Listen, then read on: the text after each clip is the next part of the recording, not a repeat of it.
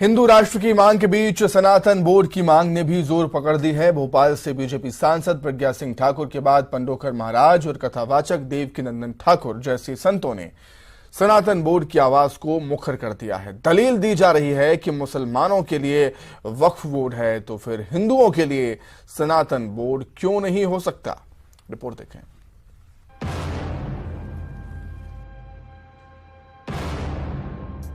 देश में बड़े हिंदू मंदिर सरकारों के अधीन हैं, पर कोई गुरुद्वारा, चर्च या मस्जिद सरकारी नियंत्रण में काम नहीं करता। देश में मुस्लिम धर्म से जुड़ी संपत्तियों के लिए वक्फ बोर्ड मौजूद है, लेकिन ऐसा कोई बोर्ड सनातन धर्म से जुड़े मंदिरों, मठों या दूसरी संपत्तियों के लिए नहीं है। जी हाँ, हिंदू राष्ट्र की मांग के बीच अब सनातन बोर्ड पर डिबेट तेज होती जा रही है। सवाल उठने लगा है कि जब वक्फ बोर्ड है तो फिर सनातन बोर्ड क्यों नहीं हो सकता। प्रसिद्ध कथावाचक देवकीनंदन ठाकुर ने अपनी कथा के दौरान सनातन बोर्ड बनाने की मांग उठा दी है। देवकीनंदन ठाकुर ने कहा कि सनातन बोर्ड बनाया जाए और उसकी जिम्मेदारी धर्माचार्यों को दी जाए। मैं तो कहूंगा सनातन बोर्ड का निर्माण हो, जैसे वक्फ बोर्ड है वैसे ही सनातन बोर्ड का निर्माण होना चाहिए, जिस सनातन बोर्ड के निर्माण के बाद सरकारी कर्मचारी की बजाय सारे धर्माचार्य होने चाहिए। धर्माचार्यों के संरक्षण में वो सनातन बोर्ड बने, चाहे सरकार देख रेख करे, लेकिन धर्माचार्य उसके पदाधिकारी हों।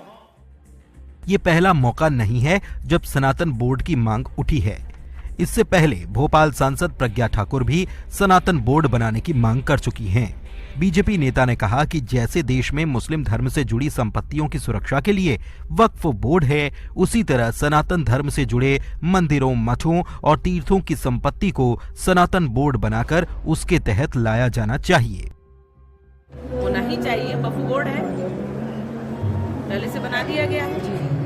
भाई सनातन का तो सब कुछ है, इनका तो पहले से ही होना चाहिए। विलम्ब है पर हो जाएगा। आप केंद्र सरकार को पत्र लिखेंगे? बिल्कुल, मेरा काम है, मैं अपना करूंगी और सनातन धर्म के लिए जीती हूँ, सनातन धर्म के लिए मरती हूँ। इस राष्ट्र धर्म, सनातन धर्म राष्ट्र धर्म है, राम राष्ट्र है, राष्ट्र राम है, और इसलिए सनातन धर्म में ही सब कुछ है। ये हमारा देश हिंदू राष्ट्र बनकर रहेगा, भारत विश्व गुरु बनेगा, परम वैभव पर पहुंचेगा। ये हमारा विश्वास है और ये होकर रहेगा।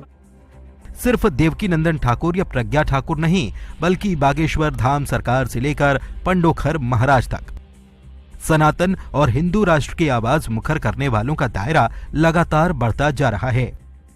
भारतीय जनता पार्टी सरकार में सभी वर्ग समान रूप से उपेक्षित रहे, परेशान रहे।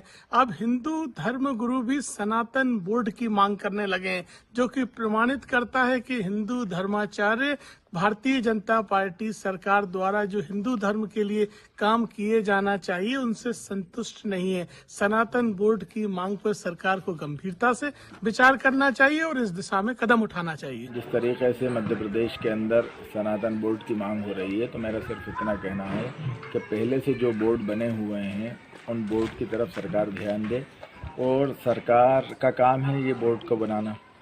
सनातन बोर्ड बने या कोई और बोर्ड बने, सरकार के पास बजट हो। जिस तरीके से क्या धर्मस्व विभाग है, मेरा सवाल है, धर्मस्व विभाग है वो सनातन बोर्ड का काम नहीं कर रहा जो आप नए बोर्ड के बनाने की मांग कर रहे हैं।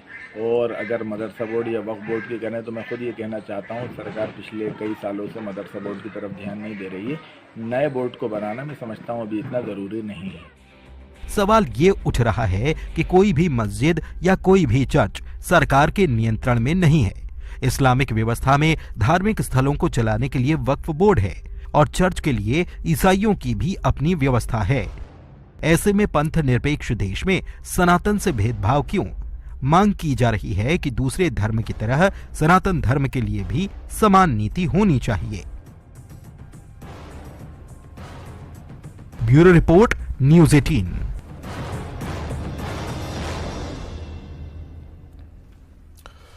रायपुर दौरे